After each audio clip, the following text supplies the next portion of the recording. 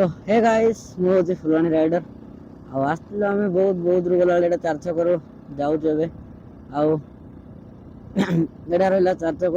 ଆଉ ଆମେ ଯିବା ସିଧା ଫୁଲବାଣୀ। ଏବେ ମୁଁ ଗୋଟେ ଆଜି ତମକୁ ମୋର ଲଭ୍ ଷ୍ଟୋରି କୁ ନେଇକିନା ଗୋଟେ କହିବି, ଠିକ ଅଛି? ତ କଲେଜ ପଢ଼େ, ଆପଣମାନେ ଜାଣିଥିବେ ଫୁଲବାଣୀ ଆମ ବାଲାଜୀ କଲେଜ BCA ଏଇଟା +3 କରୁଛି, ସେକେଣ୍ଡ ଇୟର। ତ ଏମିତି ମୁଁ କଲେଜ ଯାଇକି ଘରକୁ ଫେରୁଥାଏ ଥରେ, ଆଉ ଫୁଲବାଣୀର ହିଁ ଆମର ଓମେନ୍ସ କଲେଜର କଲେଜ ଝିଅଟେ ଏକା। ଆପଣମାନେ ତ ଜାଣିଥିବେ ଆମ ଗୋଟେ କେତେ ଜଙ୍ଗଲ ରାସ୍ତା। ଆଉ ଏଠୁ ଘରକୁ ଫେରିଲା ବେଳେ ମୁଁ ଦେଖିଲି ଆଉ ଗୋଟେ ଝିଅଟେ ରାସ୍ତା ମାନେ ଜଙ୍ଗଲ ମଝିରେ ତାର ଚେନ୍ ଛିଡ଼ି ଯାଇଛି। ଆଉ ବଢ଼ିଆ ସୁନ୍ଦର ଝିଅଟେ। କହିଲେ ବିଶ୍ୱାସ କରିବି ଭାଇ, ଆମେ ଯେହେତୁ କଳା, ଆମେ ଯେହେତୁ ସୁନ୍ଦର ନାହିଁ, ଆମ ପାଇଁ ଯେମିତି ଝିଅ ତ ଆମ ପାଇଁ ତ ସୁନ୍ଦର ନା, ଠିକ ଅଛି? ସେଠୁ ଗଲି ମୁଁ ସେଠି ବାଇକ୍ ରଖିଲି। ସେ ଆକ୍ଚୁଆଲି ମୋତେ ହାତ ମାରିଲାନି, ରଖିଲାନି। କେତେ ଲୋକ ଯାଉଥିଲେ, କେତେ ସେଠି ବୋଧେ କିଏ ସିଏ କାହାକୁ ହାତ ମାରିନି। ମୁଁ ସେଠୁ ଦେଖିଲି ସିଏ ତାର ବସିଥାଏ, କ'ଣ ଲାଗିଥାଏ, ଚେନ୍ଟା ଛିଡ଼ି ଯାଇଥିଲା, ବସିଥିଲା। ଆଉ ସେଠି କ'ଣ କରିବ? ମୁଁ ଭାବିଲି କ'ଣ ହେଲ୍ପ କରିନେବି। ତାପରେ ସେଠୁ ତାର ଯେଉଁଟା ଗୋଟିଟା ସେଇଟା ପୋଡ଼ି ଯାଇଥିଲା, ଠିକ ଅଛି? ଯେଉଁଟା ଗୋଟିଟା ମାନେ ଚେନ୍ଟା ଛିଡ଼ିଗଲା, ତାର ଯେଉଁ ଲକ୍ଟା ସେଇଟା ପୋଡ଼ି ଯାଇଥିଲା। ତ ମୁଁ କ'ଣ କଲି, ମୋ ପାଖରେ ଜରି ବି ଥିଲା। ତ ମୁଁ ତାକୁ ଫାଷ୍ଟ କହିଲି, ଆଉ ଏଠି ଜଣେ ଅସୁବିଧାରେ ଅଛ, ଗୋଟେ ହେଲ୍ପ କରିବି କି? କହିଲାରୁ ସେ ମୋତେ ମନା କଲା ଡାଇରେକ୍ଟ। କହିଲା ନା କିଛି ଦରକାର ନାହିଁ, ମୁଁ କରିନେବି ଭାଇ, ମୋତେ କରିନେବି ଭାଇ ବୋଲି କହିଲା। କହିଲେ ଠିକ୍ ଅଛି। ଆରେ ତମେ ଏତେ ଜଙ୍ଗଲରେ ଜଣେ ଅଛ, ତାପରେ ଏଠି କେହି ଆସୁନାହାନ୍ତି।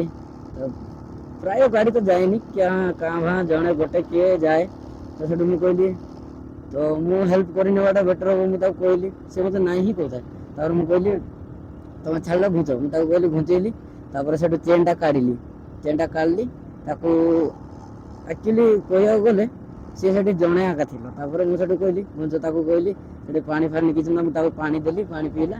ସିଏ ଆକ୍ଚୁଆଲି ବୋଧେ ଘଣ୍ଟାଟେ 2 ଘଣ୍ଟା ସେଠି ହେଲା ବୋଧେ ଥିଲା। ଆଉ ଚେନ୍ଟା ଛିଡ଼ି ଯାଇଛି, ତ ହାତ ସେ ଚେନ୍ରେ ଗ୍ରୀସ୍ ଲାଗିଛି, ତ ହାତରେ ଧରିବା ପାଇଁ ସିଏ ବି ମନା କରୁଛି। ତ କାହିଁକିନା ଗ୍ରୀସ୍ ଲାଗିଯିବ ହାତରେ, ତ ସେ ଧରିନଥିଲା। ତ ସେଠୁ ମୁଁ ଗ୍ଲୋଭ୍ସ ପିନ୍ଧିଥିଲି। ଆଉ ସେଠୁ କ'ଣ କଲି ନା, ଚେନ୍ଟା କାଢ଼ିଲି, ଗୋଟେ ଜରିରେ ପୁରେଇଲି, ଆଉ ମୋ ବ୍ୟାଗ୍ରେ ଧରିକି ଯାଇକି ତାର ଚେନ୍ର ଲକ୍ଟା ଲଗେଇକି ଆଣିଲି। ଆଉ ଲକ୍ଟା ଆଣିକି ମାନେ ସେଇଠି ଲଗେଇଲି, ଲକ୍ଟା ଖାଲି ଆଣିକି ଆଇଲି। ଆଉ ସେଠି ଲଗେଇକି ଆଣିଲେ ଏଠି ସାଇକେଲରେ ଲଗେଇବା ପାଇଁ ଅସୁବିଧା ହେବ। ସେଠୁ ଚେନ୍ର ଲକ୍ଟା ଆଣିଲି। ତାପରେ ଖୋଲିଲା ପରେ ପ୍ଲାସ୍ଟା ନେଇକି ଆସିଥିଲି, ଲଗେଇଦେଲି। ତାପରେ ସେଠୁ ମୋତେ ସିଏ କହିଲା ଥ୍ୟାଙ୍କ ୟୁ। ହଉ ଠିକ୍ ଅଛି, କିଛି କଥା ନାହିଁ। ଆଉ ସେଠୁ ମୋତେ ସିଏ ଗୋଟେ କୋଶ୍ଚିନ୍ କଲା, ସେ ଝିଅଟା କୋଶ୍ଚିନ୍ କଲା। ମୋତେ କହିଲା ଆଉ ତମେ ଏତେ ମାନେ ବୁଲି ପାରୁଛ, ଦେଶ ଦୁନିଆ ବୁଲୁଛ, ଆଉ ତମକୁ ମାନେ ତମ ସହିତ ଆଉ କିଏ ଆସୁନାହାନ୍ତି କି? ଏମିତି କହିଲା। ମୁଁ କହିଲି ନା, ଆମର ତ ମିଡ଼ିଲ୍ କ୍ଲାସ୍, ଆଉ ଆମ ପାଖରେ ପଇସା ଅଛି ନା କ'ଣ, ନା ବଡ଼ ଗାଡ଼ି ନା କ'ଣ ଅଛି, ଆମ ପାଖରେ କିଏ ଆସିବ? ସେ କହିଲା ନା ମୁଁ ଝିଅ କଥା କହୁନି, ପୁଅ କଥା କହୁଛି। କହିଲା ଝିଅ ହଉ କିମ୍ବା ପୁଅ ହଉ, ଆଜିକା ଡେଟ୍ରେ ଚେକ୍ କର, ତମେ ଗୋଟେ R15 ନେଇକି ଯାଅ, କିମ୍ବା ଯେକୌଣସି ସ୍ପୋର୍ଟସ୍ ବାଇକ୍ ନେଇକି ଯାଅ, ଆଉ ଏମିତି ନର୍ମାଲ୍ ହିରୋ ହୋଣ୍ଡା ବାଇକ୍ ନେଇକି ଯାଅ, କେଉଁ ଗାଡ଼ିରେ ଜଣେ ଆସିବାକୁ ପସନ୍ଦ କରିବ ତମେ ଦେଖିବ। ରିଆଲିଟି ଯେଉଁଟା ମୁଁ ସେଇଟା କହୁଛି। ଅବଭିୟସ୍ଲି ସେ ସ୍ପୋର୍ଟସ୍ ବାଇକ୍ ହିଁ ଯିବ, ଯେଉଁଟା ବି ସ୍ପୋର୍ଟସ୍ ବାଇକ୍ ହଉ, ଯେଉଁଟାକି ଆଉ ଆମ ହିରୋ ହୋଣ୍ଡାକୁ ତ କେହି ଆସିଲାନି। ତ ମୁଁ ସେଇଟା କହିଲି, ହଁ ଏଇଟା ବି ସତ କଥା କହିଲି। ତାପରେ ସେ ମୋତେ କହିଲା କ'ଣ କରିବା, ମୋର ବି ଭାଗ୍ୟ ଖରାପ। ମୁଁ ଏତିକି ଖାଲି ଦେଖିଛି, ମୁଁ ଗାଁରେ ସିନା, ହେଲେ ମୋର ବୁଲିବା ପାଇଁ ସବୁଆଡ଼େ ଇଚ୍ଛା। ତମେ ଯେମିତି ବୁଲୁଛ, ଯାହା ବି ତମେ ଯେତିକି ବି ବୁଲିଛ, ଏଇଟା ତମ ପାଇଁ ବହୁତ କିଛି। ମୋ ପାଇଁ ତ ଏଇଟା କିଛି ନୁହେଁ ବୋଲିକି କହିଲା ମୋତେ। ସେମାନେ ବହୁତ, ତମେ କହିଲ ବିଶ୍ୱାସ କର, ସେଠି ସେ କାନ୍ଦିଲା, ଜାଣିଛ?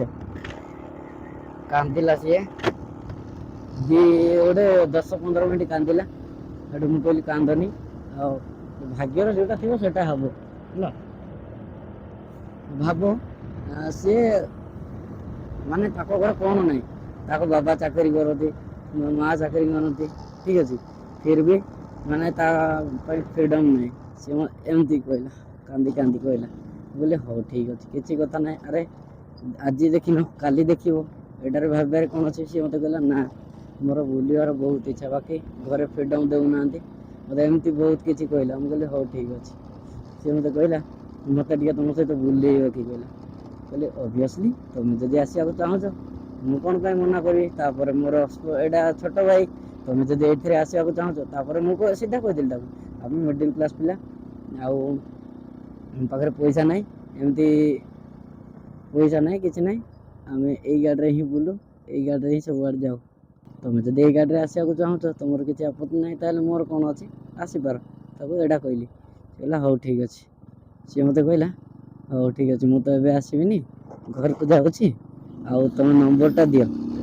ମୁଁ କହିଲି ତାକୁ ଇନଷ୍ଟା ଆଇଡ଼ିଟା ନିଅ, ମୋତେ ମେସେଜ୍ କରିବ। ସେ କହିଲା ନା ମୁଁ ଫୋନ୍ ଧରୁନି, ଆଉ ଏବେ ହିଁ କହିଥିଲି ଫୋନ୍ ପାଇଁ, ବାବା କହିଥିଲେ ଆଉ 2-3 ଦିନ ଭିତରେ ଗୋଟେ ଫୋନ୍ କିଣା ବୋଲି କହିଥିଲେ, ତ ମୋତେ ନମ୍ବରଟା ଦେଇଥାଉ, ମୁଁ ନମ୍ବରଟା ରଖିଥିବି, ଯଦି ଫୋନ୍ ଆଣିଲେ ଫୋନ୍ କରିବି କହିଲା।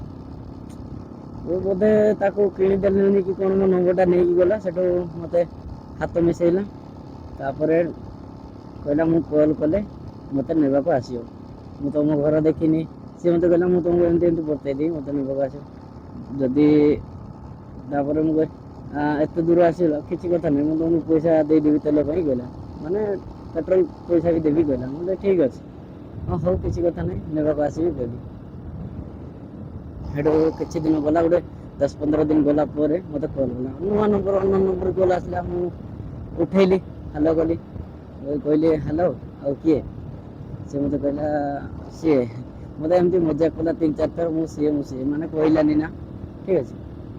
ମୁଁ ତା ନାଁ ବି ମେନସନ୍ କରିବିନି, ଠିକ୍ ଅଛି। ମୋତେ ନାଁ କହିଲାନି, 2-3 ଥର ମଜାକ କଲା। ସେଠୁ ମୁଁ ଥରେ କାଟିଦେଲି ଫୋନ୍। ତାପରେ ଆଉ ଥରେ କଲ୍ କଲା, ଆଉ ମୁଁ କହିଲି ତାକୁ, ତମେ କିଏ କହୁଛ କହିବ ନା, ମୁଁ ବ୍ଲକ୍ କରିଦେବି କହିଲି। ଫାର୍ଷ୍ଟ ଟାଇମ୍ ବ୍ଲକ୍ କରିନି, ବାସ୍ ଖାଲି ଫୋନ୍ କାଟିଦେଲି। ସେକେଣ୍ଡ ଟାଇମ୍ ଯେତେବେଳେ କଲ୍ କଲା, ମୁଁ କହିଲି ନାଁ କହିବ ନା, କିଏ କହିବ ନା, ବ୍ଲକ୍ କରିଦେବି କହିଲି। ତାପରେ ସେ କହିଲା କହୁଛି କହିଲା। ତାପରେ କହିଲା ନାଁଟା, ତାପରେ ଏଠୁ ଜାଣିଲି, ଠିକ୍ ଅଛି। ଏଠୁ କଥା ହେଲା ପରେ ଗୋଟେ 15-20 ମିନିଟ୍ କଥା ହେଲୁ। ତାପରେ ସେ ମୋତେ କହିଲା ଫୋନ୍ଟା ଆଜି ଯାଏଁ ଆଣିଲ କି ପଚାରିଲି। ମୁଁ ଫୋନ୍ ଏବେ ଯାଏଁ ଆଣିଲି କି, ନାଇଁ କାଲି କିଣା ହେଲା, ଆଉ ବାବା ଯାଇଥିଲେ ଦାରିଙ୍ଗବାଡ଼ି ପଟେ ପଳେଇଥିଲେ, ତାଙ୍କର କ'ଣ କାମ ଥିଲା, ଆଉ ସେଠୁ ଗଲା। ଏମିତି କିଛି ଦିନ ଗଲା, କଥା ହେଲୁ। ତାପରେ ସଣ୍ଡେ ଆସିଲା, ସଣ୍ଡେ ଦିନରେ ମୋତେ କଲ୍ କଲା, ଆଉ ଏଠି ପିକଅପ୍ କଲା। ମୁଁ ତାକୁ ଯାଇକି ପିକଅପ୍ କଲି।